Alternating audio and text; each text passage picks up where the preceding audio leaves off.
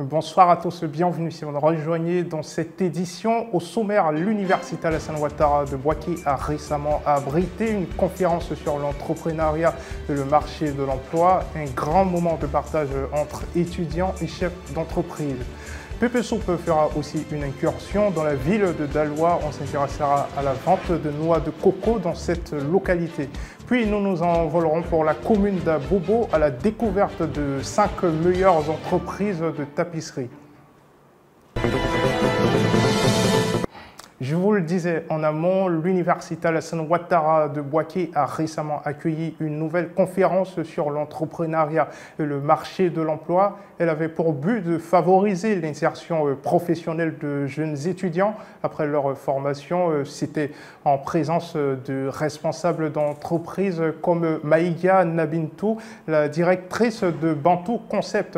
Elle a entretenu les étudiants sur les techniques de l'entrepreneuriat et de recherche d'emploi. On fait le point. J'ai été invitée par les jeunes étudiants qui sont mes enfants, nos petits frères. Et donc, en tant que directrice, ils m'ont sollicité pour partager mes expériences.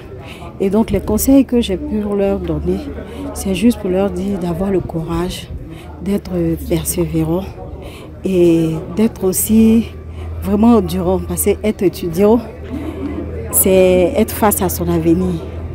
Être étudiant, c'est projeter tout ce qu'on peut devenir dans l'avenir. Donc, je leur ai prodigé des sages conseils pour leur dire que dans la vie, rien n'est facile. Il faut se battre. Et je leur ai aussi dit que l'homme peut être à la fois produit et acteur de son histoire en se battant, en travaillant dur, pour réaliser ses rêves.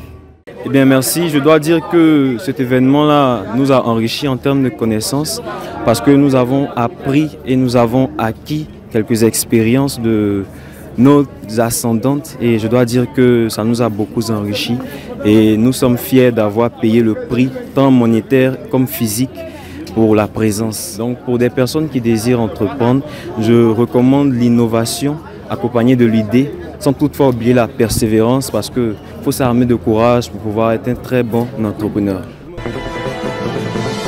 Le second reportage nous emmène à l'espace pétanque de Daloa. C'est un espace assez connu puisqu'on y retrouve de nombreuses femmes commerçantes. Notre équipe de reportage s'est intéressée à une catégorie de l'une d'entre elles, les vendeuses de noix de coco. Quel est le circuit d'approvisionnement de ces femmes? Quels bénéfices tirent-elles de ces noix de coco? Élément de réponse dans cet élément.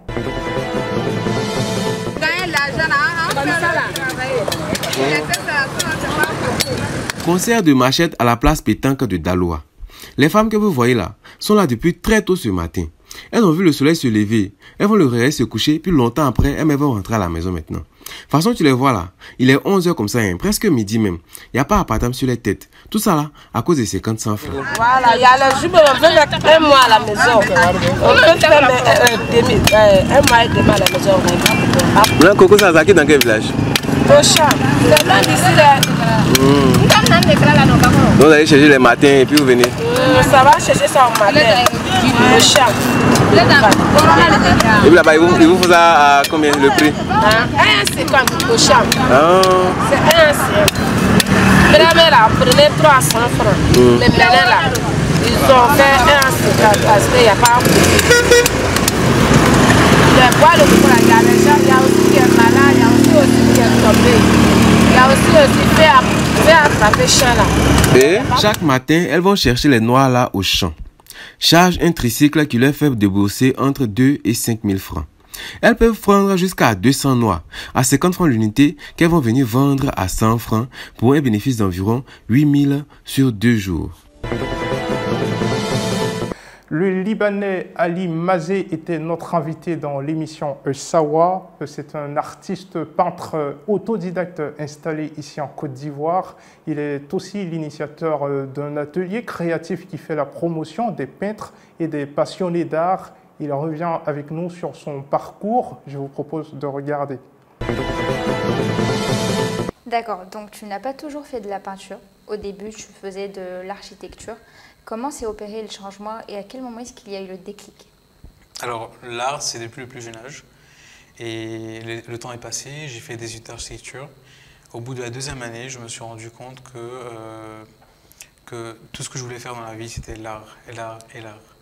D'accord. Et justement, pendant les études d'architecture, que j'ai redécouvert l'art et la culture ivoirienne surtout. Ok. Donc c'est depuis cette 2e année-là que j'ai tout arrêté pour me consacrer à l'art. Et du coup, est-ce que tu as des inspirations dans le milieu? Bien sûr. Alors dans le milieu de l'art, il y a un artiste qui m'a... Depuis que j'ai commencé la peinture, je m'inspire beaucoup d'un artiste que j'ai beaucoup aimé. C'est Jean-Michel Basquiat, c'est un artiste new-yorkais. D'accord. Et qui s'est beaucoup inspiré de la Côte d'Ivoire, surtout du nord de la Côte d'Ivoire, Korogo. Et donc c'est un artiste qui a une très très belle histoire et que j'affectionne personnellement, qui est décédé aujourd'hui. Aujourd'hui? Non, enfin aujourd'hui il est plus là quoi. Ah ok, d'accord, j'allais dire vraiment. Non. Tu es l'initiateur de Yakoma, donc Exact. un atelier créatif qui fait la promotion des peintres. Comment t'es venue l'idée de mettre cet atelier-là en place et surtout, est-ce que tu as pu atteindre tes objectifs, enfin ceux que tu visais en tout cas en mettant en place cet atelier? Alors nous sommes encore en pleine construction pour atteindre des objectifs et Yakoma m'est venu l'idée m'est venue en 2019 où je voulais juste rassembler des gens autour de l'art, des artistes peintres confirmés ou des amateurs d'art ou des personnes qui voulaient s'essayer à l'art. Donc depuis 2019, avec beaucoup d'obstacles, on a dû arrêter, reprendre. Et avant d'être Yakoma, c'était Baobab. Le nom c'était Baobab. On avait démarré un atelier qui a été annulé par le Covid. Ah. Et donc c'est qu'en 2021 qu'on a lancé Yakoma. Et ça fait 1 an qu'on fait des ateliers créatifs. Et là ça marche bien? Bien sûr. Pour ce nouveau top 5 Pépé Soup que vous allez voir, nous nous sommes intéressés aux meilleures entreprises de tapisserie de la commune d'Abobo. Ces PME proposent en effet des meubles qui allient à la fois qualité et prix. Découvrez-les maintenant. Vous venez d'aménager et vous cherchez un bon tapissier pour le revêtement de vos meubles. Nous avons dressé pour vous une liste non exhaustive des meilleures tapisseries de la commune d'Abobo. La tapisserie chez Koné se positionne à la 5e place de notre classement avec une variété de fauteuils dans des motifs floraux et couleurs intenses pour la plupart. Située en face du zoo à côté de la station Afrique Oil, les articles vont de 2000 à 300 000 francs CFA. Ensuite vient la tapisserie Zo qui offre des couleurs plutôt sobres, à la fois claires et sombres, selon les coupes des fauteuils, mais aussi les goûts du client. Elle existe depuis 15 ans et comme son nom l'indique, est située à Abobo sur la route du Zoo. Les meubles vont de 200 000 à 350 000 francs CFA. La 3e position revient à Patea, spécialisée dans la tapisserie de fauteuils et de lits. Située à Bandji sur la route du Zoo, cette tapisserie propose des salons dont les prix sont fixés entre 150 000 et 250 000 francs CFA. Les matériaux utilisés ne viennent nulle part ailleurs que d'Abidjan.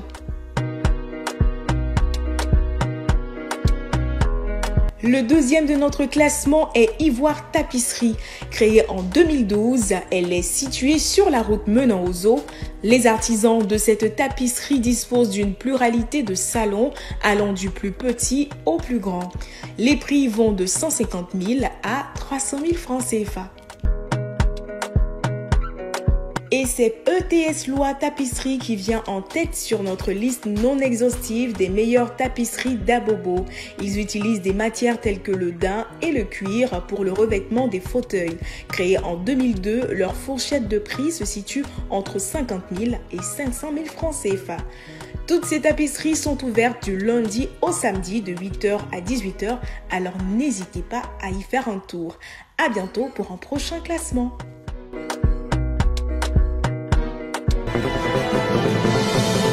C'est à la mosquée Wolof de Sokoura que le couple Diarra a officié son mariage comme à l'accoutumée. Nous avons fait pour vous un grand résumé des temps forts de ce mariage. On suit.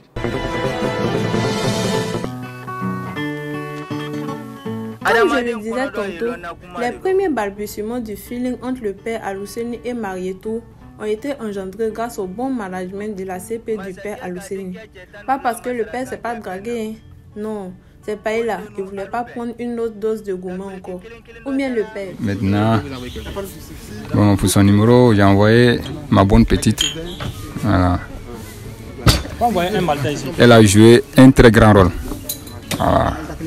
Je peux dire même aujourd'hui, c'est grâce à elle que j'ai eu cette jeune fille comme épouse. Voilà. Donc, je la remercie bien pour ça. Et j'ai prié Dieu pour qu'elle aussi, et que Dieu lui donne un bon mari aussi qui va la respecter. Voilà.